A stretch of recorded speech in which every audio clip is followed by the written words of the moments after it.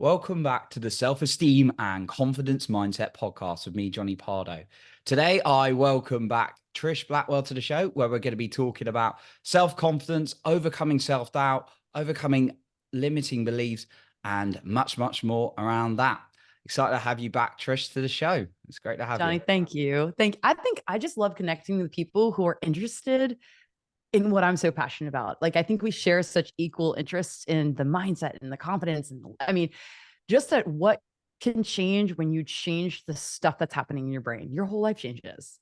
And Absolutely. so I love talking about it. I love being able to nerd out with somebody who Yeah. we just both enjoy the same things and helping other people implement that into their lives too. Absolutely. Yeah, we were chatting for quite a bit before the show. Yeah. But Well, it's good. well, It's a good day to just chat. I'm loving it. it's good to, we'll dive in. So I'm just going to introduce a little bit about Trish, and then we'll continue our conversation. So Trish is a expert at empowering people to get past self-doubt, overcome self-limiting beliefs, and perform at their highest levels. So she is a confidence coach to Olympic and professional athletes, Ironman champions, CEOs, high-achieving entrepreneurs, and cultural influencers.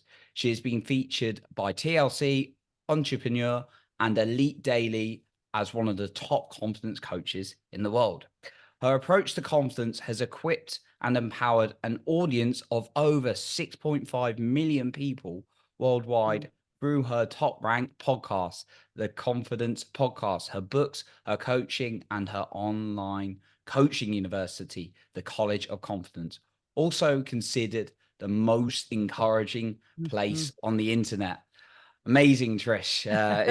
It's really, like we were just saying, it's really great Yeah. to connect with like-minded individuals. I know you've got a ton of value Yeah. that we're going to talk about today.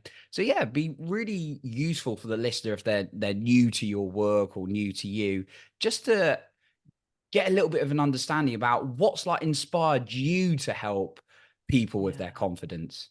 Yeah. So if I give let's just do an aerial view of my Mhm. story. My story is I am a type A, perfectionist, driven, like always believed in herself doer. I have always been Mhm. a doer. I've been a natural leader, naturally athletic, naturally that kid, that little girl who said, "Oh, I'm going to change the world," right? Like, so I had that in me, and I also am an extrovert. Um, and so you pair those two together. I'm an optimistic, happy, extroverted, driven, all American girl. Okay. So Mm. add that. And then I was able to very quickly accomplish things and check things off the box. And anything I said, I did. But the problem was, I started attaching my self worth and my confidence to my performance. And so that was Mhm. academically, that was athletically, socially. And so when I started struggling, and if I had Olympic aspirations and then the Olympics didn't happen for me, Mm. not even the Olympic trials, and that was like it was supposed to happen, I I started having a crisis of confidence, but I Mm. felt so alone in it because everybody looked at me and said, "But you're still successful. But look at all that you've Mm. done."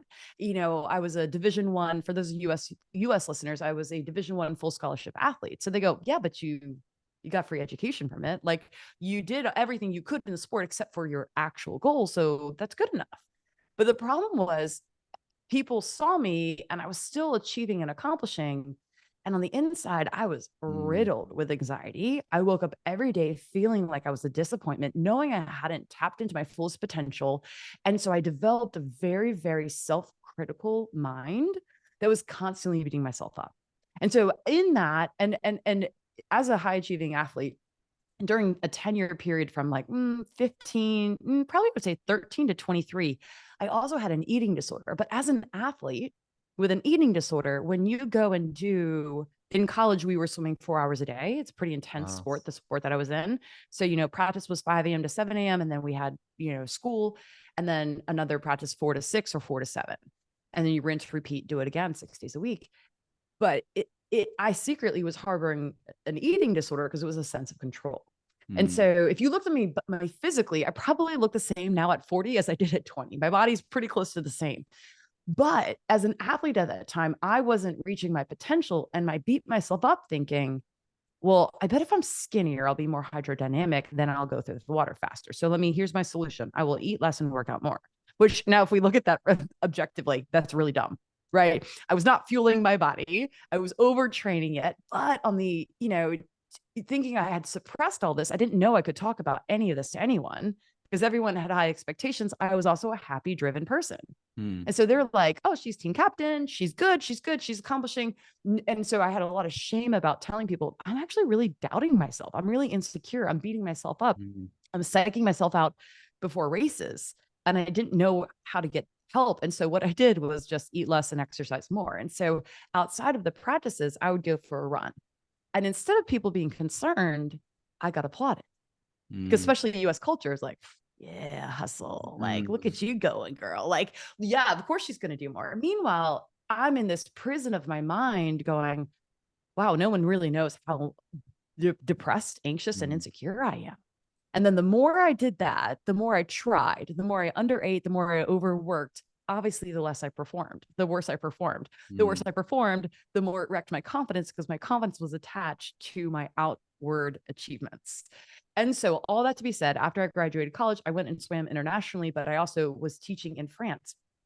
And I went from a very, very packed lifestyle to a very open, fluid one where I had more time to think. And it was the first time I was sort of stripped away from all of the things as this all American girl I had attached my self worth to. And in France is when I realized, hold on, this is I wouldn't have been able to put a finger on it of like what I was struggling with it was, other than I knew the food and the body thing was a problem. I knew the eating disorder was there, but I didn't know why. I didn't know it was a reflection of confidence. And so it was in France where I went, oh, like I had this huge aha, huge revelation. And that is what made me go, I'm going to help other people like me. And I didn't know, like, I didn't know how to start coaching on confidence, how to do it, but I just knew I had struggled so secretly with insecurity Hmm. and peering on the outside, very confident that I went, I need tools. I need to create tools, one to help myself first. Like, let's Hmm. start with where the fire is. And then I started coaching people. I was a personal trainer at the time. I was started mentoring other people, teaching sales, and sales is all confidence, right? So I started going, whoa, everywhere in my life is confidence. I started getting really interested in it. And that's what launched me into, okay, let me create tools, the tools that I needed at the time, the language, the conversation, and now let me share those with others. So that is what started me on this roundabout journey to confidence. And I think that's what's so interesting. The biggest Hmm. feedback I had, especially 10 years ago when I was starting confidence coaching, when it was not a term that you could even Google, right? I remember Yeah. Googling it, asking my mentor, so this doesn't exist, but this is what I feel called to do. And he was like, that's exactly why I should start it. But I had people go, well, who are you going to help? Like, you're probably going to help somebody who's like a wallflower and like really meek. And like what I found is that the people who need the confidence work the most are the world changers, the difference makers, the ones, the people like I identified as of like, wait, I have so much ambition, but I don't know how to tap into it. And maybe I'm crazy. Maybe I'm not capable. I didn't, People are surprised to know first that everyone needs to work on their confidence. Hmm. I think you're like, but they're a 100%. confident person. And you're like, hold on, no, this is all, it's a daily renewing of your mind. Like I have great breath. I'm going to tell you, I have great oral hygiene, but my breath still gets bad every night when I wake up, but I still have to brush my teeth daily. And I think confidence is the Oh, I same. like Even that if you analogy. have this natural propensity to be confident, you still need to clean it. You Hmm. still need to brush it. You still need to have a hygiene level for it. So, anyways, that is the long-winded answer. I love that, and I Yeah. really appreciate your story and actually sharing on that outside. You going out there, you were achieving certain things, you were doing things, and Mm-hmm. actually on the inside, it wasn't always obvious that there was perhaps a little bit of a challenge internally, and in terms of how you felt Yeah. about yourself. And yeah, it's interesting when I've heard people say that, and I can relate to it as well myself, because Yeah. I've been like pushed myself like to speak publicly when I was terrified. But actually what I Yeah. discovered was uh years later I still had like actually quite a challenge with my self-talk, and it got really Mm. down, and that's when I really started building a relationship with myself stronger. So Yeah.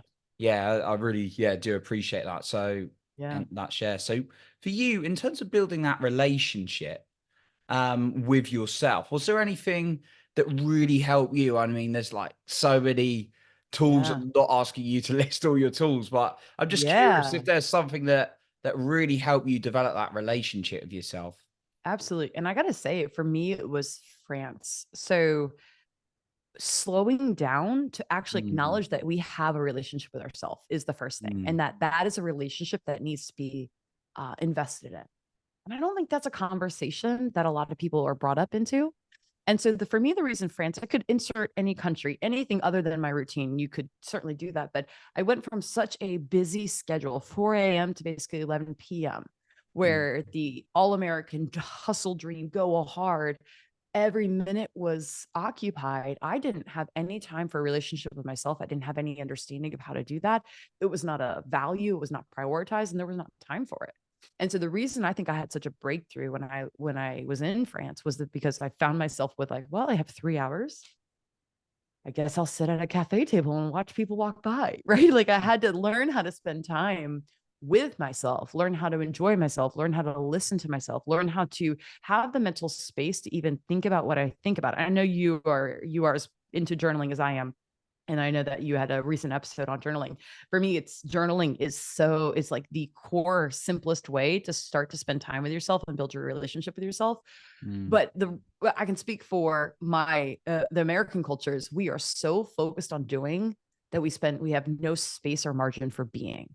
Same here in the And I UK. right. I mean, right. So it's like really, I think the core way to start building a relationship with yourself is one, decide that it's important, put it as a Mm. value, and then honestly create margin. And I think what's really we got to make it bite-sized margin, because I think if we can go, oh, I'll go on a yoga retreat, or oh, on Sunday afternoon I'll go for a hike, like that's great, I'm all in for all of that. But let's be realistic, like I have 2 kids, I've got a puppy, I ain't got time for that. We got to do like, how can I have 10-minute margin? Mm. What can I do? Just be sit with myself and be and let me be alone with my thoughts. Am I brave enough to be alone with my thoughts for 10 Oof. minutes? 5 minutes at a time, 10 minutes at a time is how we do it. Because if you think about friendships, right? When you meet a new acquaintance and someone you enjoy, often it's in a 5 or 10 minute exchange. And then the Mm. next time you see them, it's in a 5 or 10 minute exchange. And then Mm. it's like, these little micro experiences together that build camaraderie, acquaintanceship, moves from acquaintanceship to friendship. But I think most people aren't even at the acquaintance level with themselves. Mm. Yeah, Right. yeah, So 100%. I love micro margin, 5 minute, 10-minute segments of time with yourself. Yeah, it's funny. I was not long ago today. I was in my 20 minutes. Didn't start off 20 minutes, 20 to Yeah. 30 minutes. It's just lying myself. And I wrote a blog about this today. It's like for me, one of the most challenging things. Like, as someone who's kind of like skydive out and plane and stuff, I said sitting with myself has sometimes been more terrifying than that. Is so Yeah. so strange, but it's actually the most rewarding, I find, in terms of Yeah. sometimes those feelings and being like, "Oh, I didn't want to see that about myself," or Mm-hmm. I didn't want to look at that wound, or that time I was really hurting." But actually, it's kind of builds that relationship with myself, and it's so 100%. Well, so I it love builds what you it and said. it creates trust. It creates trust of like, Mhm. do I trust myself to be kind to myself and I'm not here for judging? you. Or, Yeah. yeah. I think and for anybody that's listening that wants to start stepping into this and practicing this a little bit, 5 to 10 minutes at a time, Mm. you certainly can do it by sitting in quiet. You can do it through meditation. You can do it through journaling. You can do it through prayer. I also think there's 2 simple, practical ways that I like to invite people into it of just when you drive, just turn your radio off, let your brain be Mm. blank. Like, or I like to walk my dog and leave my phone behind. Oh yeah, And it's great because it's kind the of like, phone. I mean, so it's really hard. That is a hard decision too, because I'm always listening to like 4 audiobooks and I've got like 15 podcasts. And I'm like, oh, I could like, I just know for me, I'm like, no, but Trish, your breakthrough is on the other side of the quiet. Mm. And if I've described my personality enough, like I'm intense and I like to do things. I like fast and I like a lot. And I'm like, whoa, whoa, whoa, what I know I need to have a relationship with myself is a quiet walk. And it's hard sometimes to choose that, but it's a simple way for anybody that wants to implement this and just say, we can just look at 5 minutes at a time. of just allowing yourself to say, I'm going to choose to be the type of person who thinks about what I think about. Mm, And love I'm that. brave enough to do that. I'm brave enough to be curious about what is it I'm feeling? What is it that I'm thinking? Because I think if you're willing to do that, then anything is possible. Mm. Yeah, I'm with you. It's so funny. I've got and I like what you said about, you want to listen to the audiobooks and the podcast, you got them all lined up. But it's Yeah. like I need that. You're saying you need that time for you. I got a Mm-hmm. somatic, one of my coaches, a somatic coach. Yeah, I remember one of the things he asked me when we started working together. It was like, I'm like, oh, I really struggle on the being with myself. And he's like, oh, maybe investigate what is a threat for you to being with yourself. And it's like, "Hmm." So Oh. yeah, it's always a curious one. So it's really interesting that Mm-hmm. came up for Mm-hmm. in terms of Mm-hmm. your one. So love it. Absolutely. So yeah, Yeah. Trish, you talk about the 5 pillars of confidence.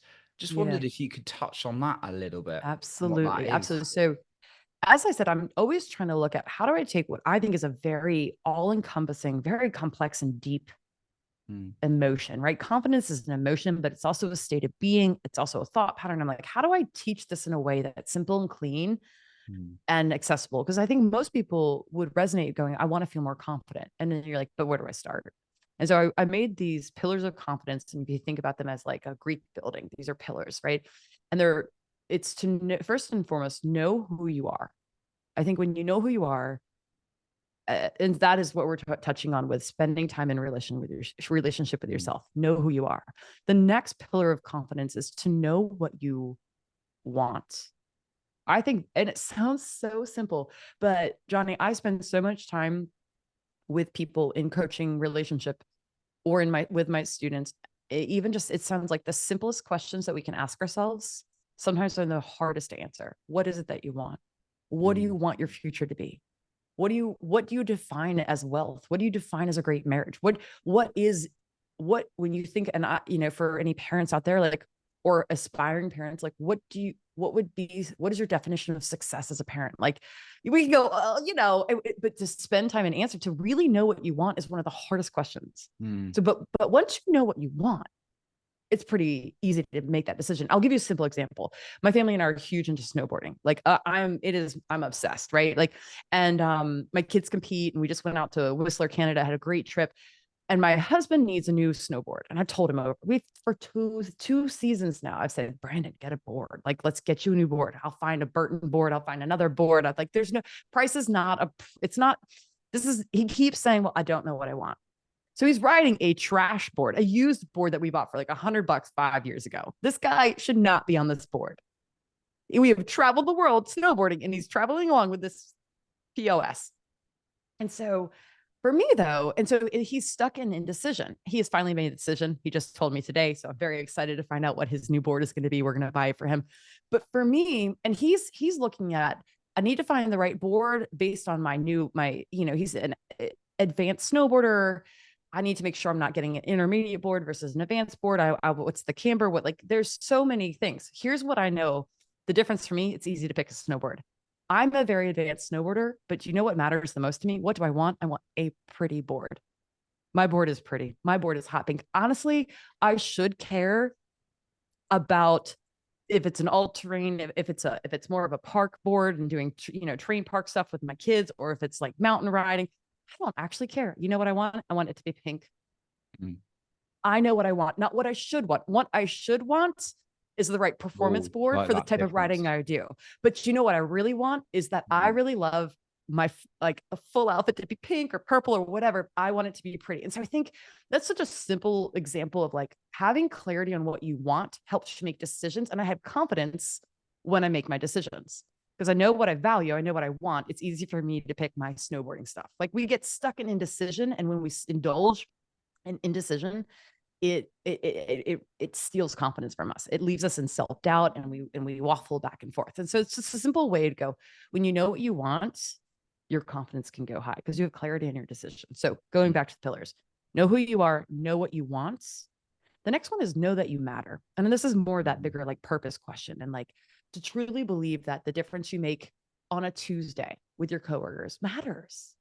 to have value in your work, even if you're in a temporary or a transition job, to go, how do I find purpose and value? And how do I believe the bigger picture things, that what I do matters and that I can make a difference? And there's a fulfillment element that comes to that when you believe that you matter and that your contribution to your family, to your community, to your neighborhood, to your workplace matters.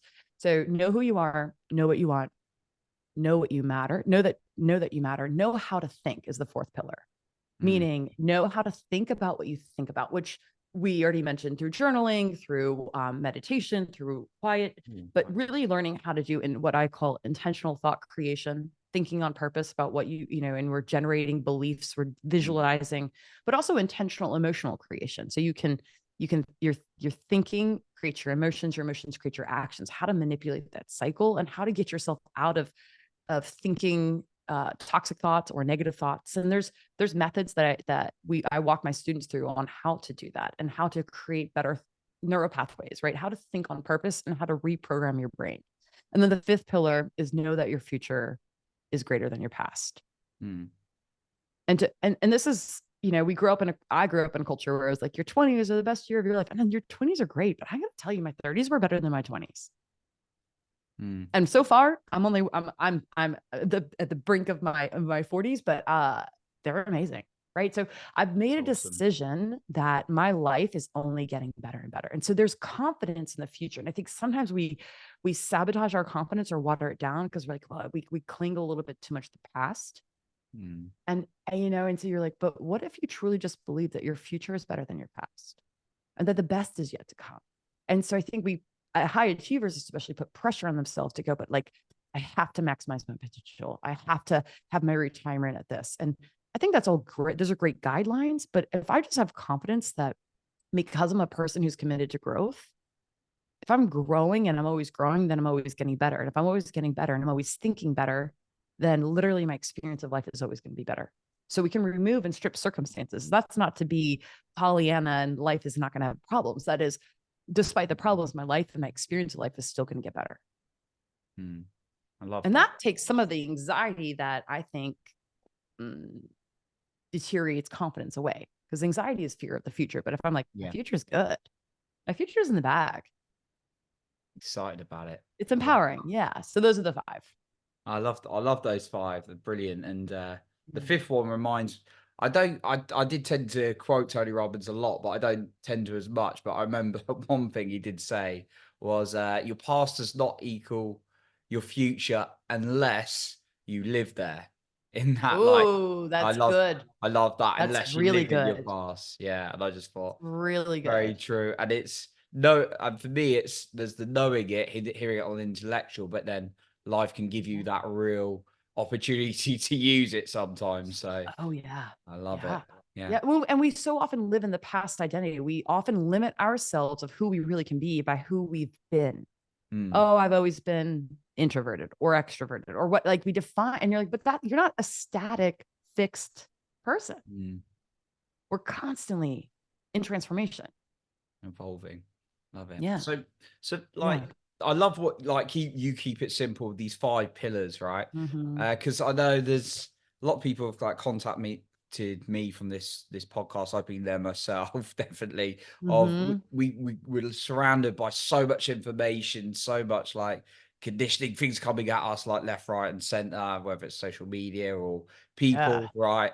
And it can create a lot of overwhelm, a lot of confusion. So do you get a lot of those kind of individuals like speaking to you, and it's a case of coming back to some of these basic questions? Yeah, absolutely. It is the case of it's the people we're thinking so much, but it's because we're still busy and we're kind of taking our thoughts, and then it's the lack of taking time to think about what you think about. And so I direct people to say, here's the first thing you're going to do. I need you to figure out who you are. Who are you right now, and who do you want to be? I think there's also something really empowering to say, let's decide. And I coach on this based on self-concept. Who do you see yourself as? Let's start practicing being that version of yourself. And once you have clarity on who you want to be, a lot of the other things fall in place and you can start showing up as that person. But it is hard. There needs to be some constraint to say, I'm in this pillar of confidence. Let's maximize this. I think we're so focused on purpose before we even know who we are. Your identity is the core of your confidence. Oh, like that. Yeah. Right? Like, so we start there, we keep it simple. And so I will often redirect people and go, come back here. We master this pillar, and then we do the next one. Because if you can't tell me what you want, then you're going to be the shiny object squirrel, like, oh, maybe I should try this and maybe I should do this. And like, but like, that's where I think that's why that second pillar is often the hardest. What is it that you really want? Right? Is it location independence? Is it time independence? Is it to be, to leave a legacy of something? Is it a certain amount of wealth? Like, these are big questions, right? But I actually put together I'll send you the link. It's on, it's an Amazon journal. It's like $6. It's not for me to make money off of. It's for me to have as a tool for people, but it is it's 1,000 journal prompts based around those 5 pillars. And so there's 200. And what I send people to that as a resource, because if you go, ooh, I need to do some work on figuring out what I want, then I would recommend that book, because you would go to open that section of the book and you will have 200 journal prompts that will guide you with the right questions to help you figure out what is it that I want. Or if you are working on pillar 1 of who do I want to be, there's 200 questions. There's 200 questions for each one. So I'll send you that link so you can include it in the show notes, but brilliant. It's a great little resource so that you can go, okay. And when I advise people to do guided journaling like that, I always recommend take your journal, write the question at the top of the page so that you're meditating on the question a little bit, and then let your brain free flow. Right? Don't judge what comes up. Just be curious. Yeah, no, I love that. Just writing it down and then it's amazing. And seeing where it directs you. Sometimes it's interesting how the mind works when you direct it the right way, right? Yeah, exactly. Rather than the autopilot sometimes of the what's wrong with me kind of question. Exactly. I've certainly been a subject to many times in my life. Right? Yeah. Man, love that. So yeah, Trish, I just wanted to, obviously working with like high performers and athletes and going through in your own life. A lot of us, we can like build up momentum and feel confidence when things are good. Sometimes we get like a setback, right? And sometimes whether that's in like performance, whether that's like a personal relationship or something like that, is there something that you found useful in those times that maybe helps you or has helped your clients build their confidence back up again to get back? Well, there's a power phrase that I like to use, that a setback is actually a setup, right? Like this is not a setback. This is a setup. But then the real thing is I like to encourage people that every time you have a setback, whether it's relationally, whether it's professionally, whether it's personally, to look at that setback. We can call it failure. It's a disappointment. Whatever it is that didn't go wrong, let's just label it as failure for now. That there's no failure, there's only learning. And that the more you're willing to fail and the more you're willing to feel, the more you will succeed, the more available that thing that you want is. Because I think what we don't want about the setback is how it makes us feel. We feel so disappointed. We feel gutted. We feel the self-doubt. And there's nothing wrong with any of those feelings. Like, to stop labeling, and I think we can label it just for the sake of the conversation, as these are negative feelings, but that the full experience, the human experience, is to feel the full expression of emotions. And so if you're unbothered by the potential negative feelings, then you won't retreat. And so to tell your brain, when you're disappointed, when you have self-doubt, when you feel betrayed or you have resentment, you're struggling with like the disappointment from the setback, to tell yourself, this is part of the experience that's going to elevate me to the next. That my willingness to feel these feelings mean I won't run from the feelings. This is part of my curriculum for me to expand my capacity as a human. And I think even more simply, sometimes I tell people that the self-talk can be as simple as nothing has gone wrong here.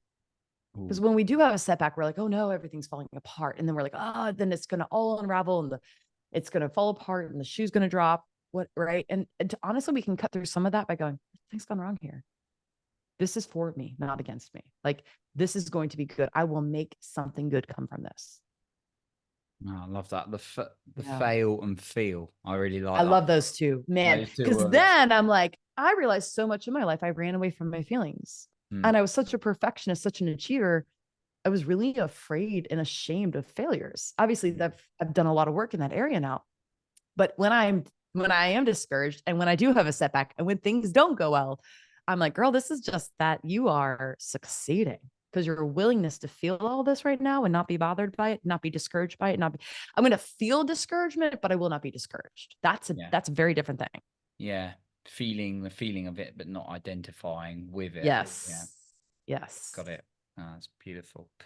Trish, just kind of like a couple of things really, before we wrap up. I'd love to keep our conversation going. Yeah, absolutely. Obviously. So yeah, I always like to ask our wonderful guests like yourself what their number one confidence tip would be to leave us with today. Obviously, it could be something maybe we've talked about today, maybe something else. And then also we talked about the journal prompts, but where else can the listener find you if they want to find out more about your work? Awesome. Absolutely. The number one confidence tip I will give, aside from journaling, is a superpower, and will give you superpower is I like a 3-minute journal at night. I call it the 333 method. And there's a free download. People can go check it out at trishblackwell.com/333 method. And it is 3 questions to ask yourself. It should take 3 minutes or less at night, and it will improve your self-validating self-talk, right? So your confidence is a reflection of your self-talk. And so the three parts of the 333 method are 3 gratitudes, 3 things that went well, 3 wins of the day, and 3 wins of tomorrow. So you're learning how to applaud yourself on acknowledging yourself and validating, hey, this day could have been absolute crap, but look at what I did do well. What did I move forward? Like, hey, there's a lot not working, but this is working. So we're focusing our brain on what is working, and then also preemptively deciding tomorrow how we will be successful, and not saying, I hope I get this done, but just to get your brain into the pattern of saying, I am deciding that this is the win tomorrow. This is a done deal. So you can start trusting your brain when you're proclaiming what you're going to do or not do. You no longer have goals, you have decisions. And then if people want to jam out more and go deeper on some of the techniques and tools on confidence, check out the Confidence Podcast. So you're a podcast listener, you just add the show, and we drop new episodes every Tuesday. Oh, amazing, Trish. We'll be sure to link that all up like we were talking about in the show notes. So Trish, absolute amazing to have you on today, and thank you for Johnny. everything you've shared. Absolutely. Thank you. Awesome. So that concludes our episode for today. And remember, you are in control of your own self-esteem and confidence.